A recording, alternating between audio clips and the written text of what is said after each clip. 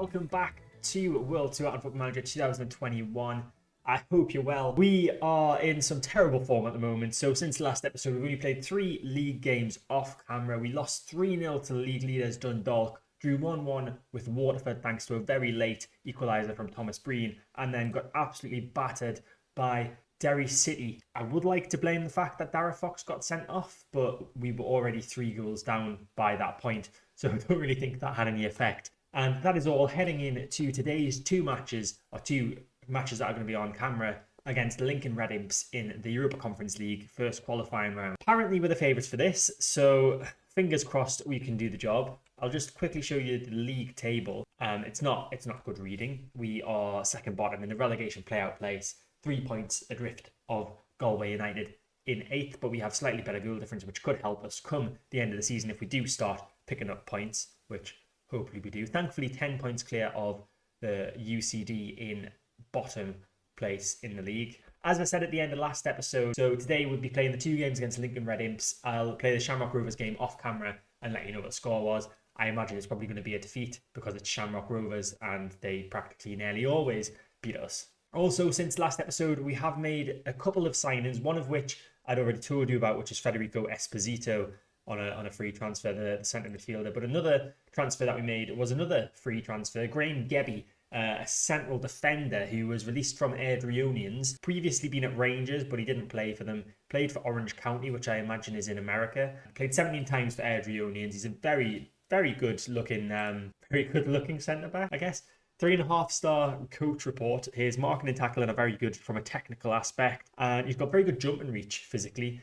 Strength could do with a bit of work, but he's only 21. He's got quite a lot of potential, and apparently he was capped at under 19 level as well. So he should be a decent player for us in the centre of defence. Nice backup, because of course we do have Mann and Albercus, who are, I think, about 4.5-star rated by the coaches. And Natakanyan is a youngster that's coming through, but it's good to have a solid backup in the form of Gebby. So it is time for the first leg of our first foray into Europe, and we are away for the first leg. We're heading to Gibraltar to play Lincoln Red Imps. Let's hope we can get a good result in the away leg, take a few away goals through to the return to the showgrounds for the second leg. So since last episode, I have reverted back to the 4-3-3 formation that we've been playing at the start of the season, the possession pressing tactical style. We have also changed our goalkeeper for the first time in, well, I think forever. So Ryan Moore, who we brought in the transfer window at the start of the season, he is playing in goal today in place of Trevor Murphy. We'll just switch him to his more favoured role of goalkeeper and defend. Right back, we have Rigodanzo. Gebby and Mann are the 2 centre-backs we choose to start with today, and then Daniel O'Reilly is at left back. Albercus is playing as the anchor man in defensive midfield, with Taramino and Darragh Fox just in front of him as the Matsala and advanced playmaker, with Omachere and O'Kearney on the wings. Omachere playing as the inverted winger on support, and George O'Kearney playing as the winger on support, and then Thomas Breen up top, pressing forward on support. Still looking for a striker. Thomas Breen being a 2-star rating, it's not great. We ideally want someone that's about 3 stars upwards to be our starting striker. We have also transfer listed quite a few people. I'll show you that now. So we've stuck all these people on the unwanted list. Keane Coleman, of course, we just signed quite recently, but he's not played well and he is deteriorating. So we're just trying to get any amount of money for any of these players, given we didn't spend any money on them in the first place. So team talk time for our first European challenge of the season, hopefully the first of at least a couple, and we are going to pump our fist and say we're favourites for a reason, get out there and make sure they're left in no doubt as to why. So the Sligo fans have had to make an over 2,000 kilometre journey today to watch this match, and I'm hoping that we've got a decent gathering of fans that have come to do so, as we have the ball on the left-hand side with Fox. Can he get a ball into the box? It'd be nice to get a very early goal. Finds Rigodanzo on the right-hand side in some space. He decides to shoot, and that's a good save, I think. No, it hit the crossbar. Excellent effort from the young right-back Rigodanzo. And there's another opportunity here. Richardson with the goal kick. That should come to O'Reilly. Brings it down nicely. Just takes his time with it. Finds O'Kearney. Back to O'Reilly. Long ball forward from him. Looking for Breen. Breen's through on goal. Breen shoots and Breen makes it 1-0 after less than 3 minutes played. It's his 6th goal of the season. His first goal in Europe, of course. And it's an excellent assist from Daniel O'Reilly from left back. Just the ball over the top of the defenders and the Lincoln Red Imps defence had no chance really with that one. O'Reilly loops it, takes the entire defence out of the game, and then Thomas Breen applies an excellent finish to make it 1-0. Corner kick. Can we get a second away goal, which could prove to be vital in the second leg? We can. John Mann there. A bit of a defensive mix-up from the Red Imps defence once more, and John Mann is there to make them pay. It's 2-0. I wasn't sure what to expect being drawn against the side from Gibraltar. I wasn't sure whether we'd be favourites or not. We clearly are, and we're showing that right now with a 2-0 lead after less than 20 minutes. Another corner. Fox takes it from the left-hand side. It's gone past everyone. Torremino's going to collect it at the opposite side now. Can he get a ball in? He can. It's cleared by Victor, though, and could be a counter-attacking opportunity for Imps, but no. Fox has it again. Now O'Reilly, who's got 1 assist already today, gets it back from Fox once more. Them two just passing it amongst themselves. Fox slowly looking for his options. Looks for Amacheri. Now it's Torremino. It's nice passing play from us. Short passes. Albergus with a long ball to O'Kearney on the left-hand side. Ball into the box. Breen's there with a header, and it's straight at the goalkeeper for an easy save. Long ball forward from him. Gebby heads it away nicely. Now Amacheri with a chance to get us back on the attack. O'Kearney running down the left-hand side. Gets past the defender. Cuts inside. Takes a shot. And it's looped over the bar into the picnic area that seems to be over by that far brick wall at the Imp Stadium. I think it's called Victoria Stadium, where we are today.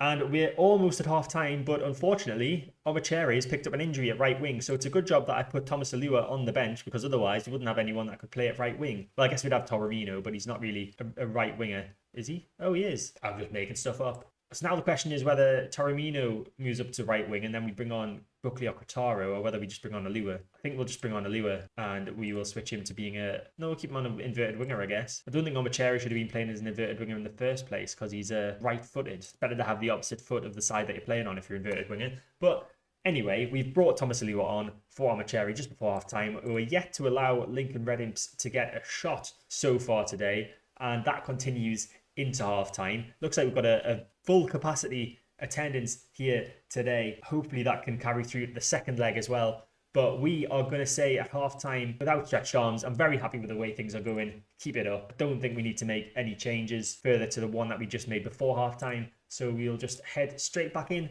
to the second half and hopefully we can get a couple more goals. So just about 70 minutes gone. Apparently Rigodonzo's picked up a little bit of a knock. It's not shown anywhere here, but he's got a bruised shin. So just to make sure that that doesn't get any worse, and the fact he's on the poorest rating out of anyone, we will take him off for one of the new signings, Federico Esposito, coming in off the bench for one of his first appearances for us. May not be his first. Can't remember if he's played for us already. I think he's obviously played a few friendlies for us, but whether he's played competitively, I'm not too sure. So throw in on the left-hand side, just about 5 minutes to go in this game. O'Kearney plays it back to the throw-in taker, O'Reilly. Now Fox has it.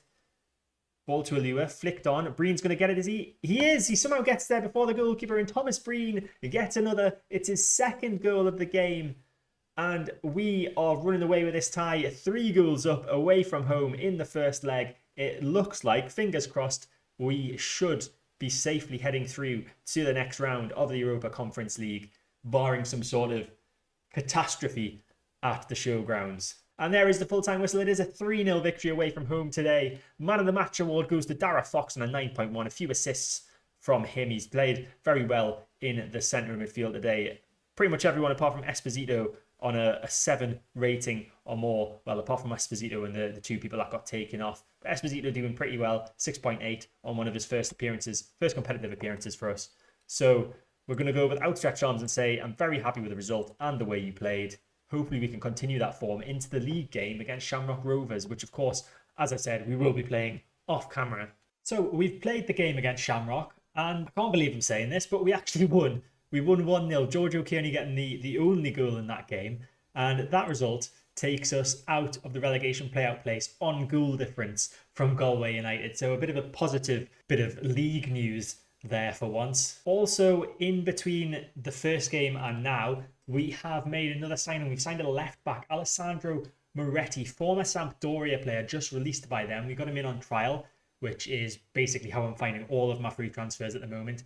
And he's a 3-star rated with a potential ability of up to 4.5 stars at left back. That is already better than our left back was at the moment. I think our best left back was 2 stars. So an improvement there. Unfortunately, he's not registered for the European competition, at least for this stage of the European competition. So he won't be making an appearance today, but he'll definitely be in the starting lineup moving forward after today's match. So second leg of the Europa Conference League coming up. We of course hold that 3-goal lead.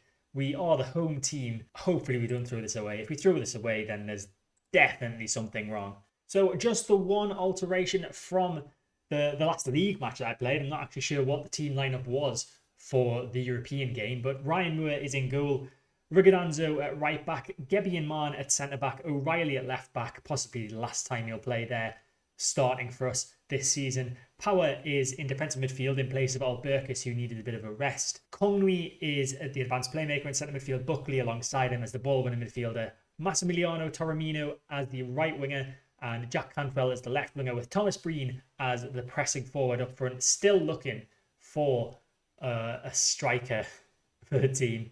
We did find a couple, but their wages were extravagant for our level. They were wanting £1,000 a week plus, and that's not something we can offer. The highest wage I think we've got for a player is like £575 a week. We're not balling at the moment, but you never know. A few more wins in this competition and we could have a nice prize pot. I think it takes a while to build up money though in the Europa Conference League. We get 70 grand for appearing in this round, which is nothing to be sniffed at for a club of our size, but it's not as high as the amount you would get for being in a competition such as even the Europa League. I think you get a good couple of $100 grand. So team talk time, and we are going to pump our fists and say we're favourites and we should be winning this comfortably.